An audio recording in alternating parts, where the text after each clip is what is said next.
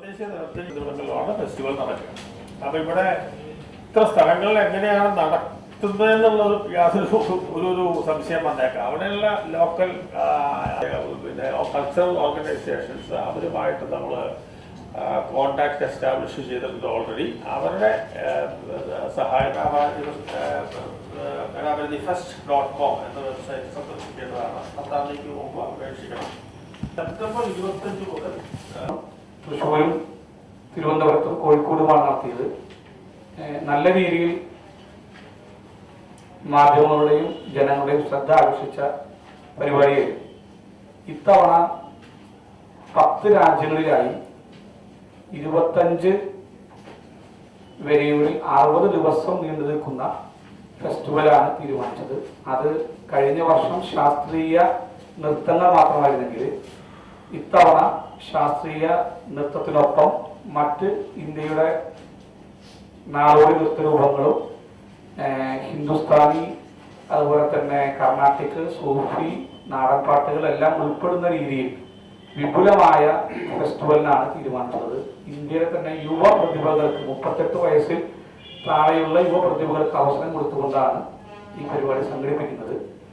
അപ്പോൾ അതിൻ്റെ അത് ഇന്ത്യയിൽ നിന്ന് ഇന്ത്യക്കാരായിട്ടുള്ള പുറത്തു താമസിക്കുന്നവർ അടക്കമുള്ള ഇന്ത്യക്കാരിൽ നിന്ന് അപേക്ഷ ക്ഷണിച്ചുകൊണ്ടാണ്.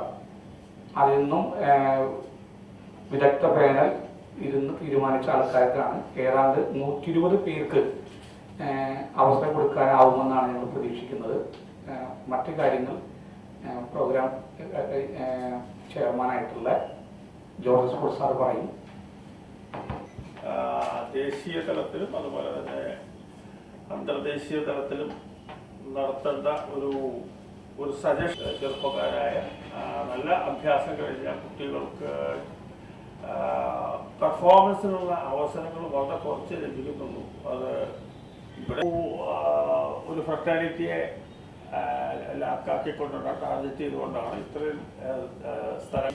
അതായത് ഇവിടെ വന്ന് പ്രത്യേകിച്ച് കേരളത്തിന് പുറത്തുനിന്ന് വന്നവരെല്ലാം തന്നെ കേരളത്തിലുള്ളത് ഈ ഒരു പെർഫോമൻസിനുള്ള ഓപ്പർച്യൂണിറ്റീസ് കിട്ടിയില്ലെങ്കിൽ, പ്രത്യേകിച്ച് യങ്സ്റ്റേഴ്സിന് കിട്ടിയില്ലെങ്കിൽ അവർക്ക് വളരാനായിട്ട് ഒരിക്കലും സാധിക്കില്ല. ആ ഒരു ടാർഗറ്റ് അല്ലെങ്കിൽ ആ ഒരു ലക്ഷ്യം വെച്ചുകൊണ്ടാണ് തീർച്ചയായിട്ടും ഇങ്ങനെയുള്ളൊരു പരിപാടി സംഘടിപ്പിക്കുന്നത്. അതിൽ പങ്കെടുത്തവർക്കെല്ലാം വളരെ ആഹ്ലാദവും ഇനിയും പങ്കെടുക്കണമെന്നുള്ള ഒരു ആഗ്രഹമാണ് അവർ പ്രകടിപ്പിക്കുന്നത്.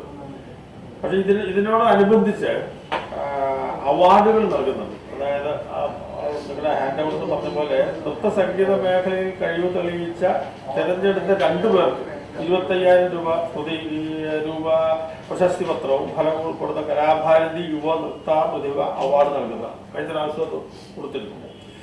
കൂടാതെ യുവ നൃത്ത സംഗീതോത്സവത്തിന്റെ ഭാഗമായി മികച്ച കലാനിരൂപണത്തിനും മികച്ച ഫോട്ടോഗ്രാഫർമാർ 25,000 രൂപയും പ്രശസ്തി ഫലവും ഉൾപ്പെടുന്ന അവാർഡും സമ്മാനിക്കും. കഴിഞ്ഞ പ്രാവശ്യം നമ്മളൊരു മീഡിയ അവാർഡ് മാത്രമേ ഉണ്ടായിരുന്നുള്ളൂ. അതായത് നിരൂപണത്തിനും ഫോട്ടോഗ്രാഫേഴ്സിനുള്ള അവാർഡുണ്ട്. അതുപോലെ ആശ്രയനിധി, കലാരംഗത്ത് സമർപ്പിത ജീവിതം നയിച്ച ജീവിത പ്രയാസം നേരിടുന്ന മുതിർന്ന 5 പേർ കലാകാർക്കാണ്. കഴിഞ്ഞ പ്രാവശ്യം ഒരാൾക്ക് വൈദ്യനാഥ ഭാഗവതൻ കണ്ടല്ലോ, 90 വയസ്സായിട്ട് അദ്ദേഹത്തിനാണ് കഴിഞ്ഞ പ്രാവശ്യം കൊടുത്തിരുന്നത്.